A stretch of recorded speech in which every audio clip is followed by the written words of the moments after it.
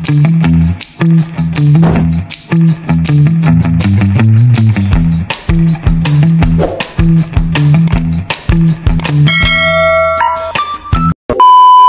guys! Meron ka bang mga ads sa cellphone mo na bigla-biglaan na lang lumalabas, sumusulpot at nakakainis na?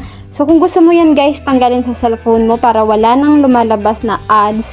Ayan guys, punta lang kayo sa inyong settings. Ayan guys. Tapos, hanapin mo yung network and internet. Ayan. Tapos makikita mo dito guys yung private DNS. Ayan sa baba. Pero kung hindi mo yun mahanap guys, isearch mo lang siya dun sa taas. Search mo DNS. Ganyan.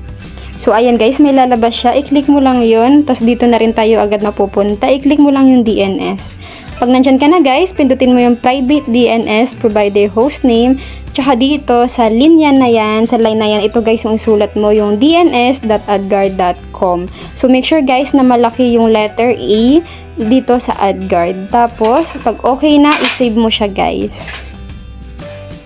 So, ganun lang siya guys kadali. Tapos, kung namumblema ka na mahina yung internet mo, nawawala yung wifi mo or data, ayan guys, i-ano mo lang siya guys, i-refresh mo lang, patayin mo lang ulit yung wifi mo or data mo, tapos after nyan, buksan mo ulit, ayan, magiging okay din siya.